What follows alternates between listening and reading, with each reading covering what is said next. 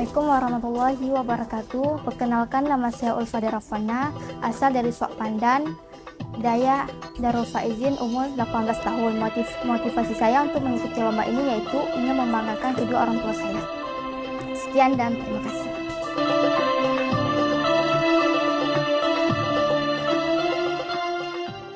Bismillahirrahmanirrahim.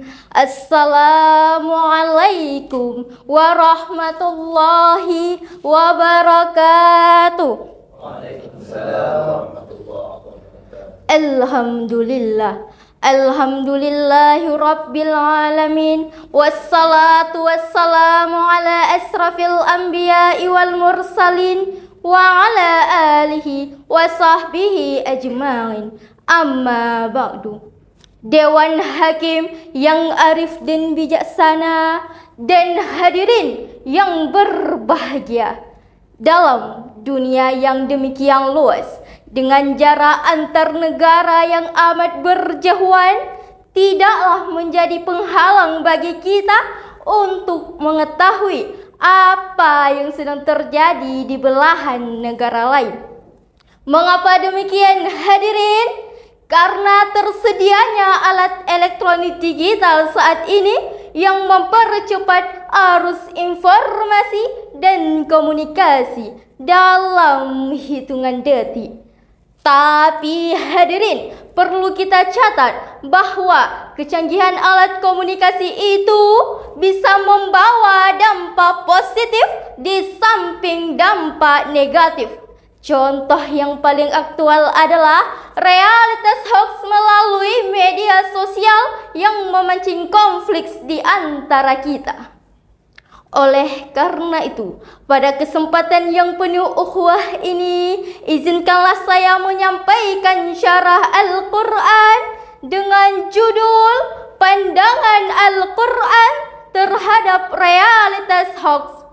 Sebagai rujukan, marilah kita dengarkan firman Allah dalam Al-Quran surah An-Nur ayat 15 yang artinya, ingatlah ketika kamu menerima berita bohong itu dari mulut ke mulut, dan kamu katakan dengan mulutmu apa yang tidak kamu ketahui sedikit pun, dan kamu menganggapnya remeh, padahal dalam pandangan Allah itu soal besar.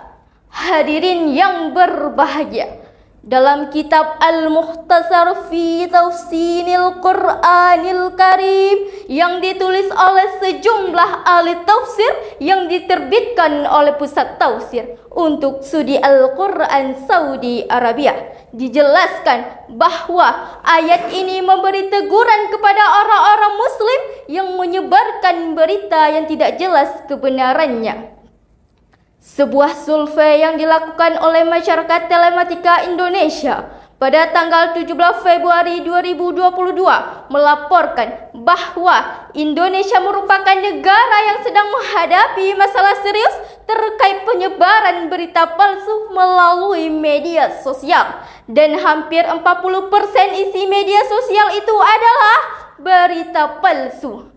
Memang hadirin, dalam pasal Undang-Undang Dasar 1945 dijelaskan setiap orang berhak atas kebebasan berserikat, berkumpul dan mengeluarkan pendapat. Tapi hak mengeluarkan pendapat ini bukanlah kebebasan mutlak, bukan bebas seperti kita berteriak di tengah hutan, melainkan kebebasan yang dibatasi oleh kewajiban kita dalam menjaga kehormatan, keharmonisan, serta persatuan bangsa dan negara. Hadirin, para produsen hoax itu amat keterlaluan. Pada saat menjelang pemilihan umum yang lalu, ukhuwah antar umat beragama juga intern umat Islam tercabik-cabik akibat kirisan hoax. Tidak hanya itu hadirin, tega-teganya sakit berduka atas meninggalnya para dokter dan tenaga medis serta masyarakat umum akibat COVID-19. Oleh karenanya kita harus bertindak, kita harus bergerak, tidak boleh berpangku tangan. Kita harus bahu-membahu melawan hoax. Setuju hadirin? Dari uraian ini dapat kita ambil kesimpulan. Pertama, hoax adalah sebuah realitas sosial yang dapat mengancam persatuan bangsa kita. Dan yang kedua, pemerintah harus bertindak tegas terhadap para penyebar dan para produksi hoax.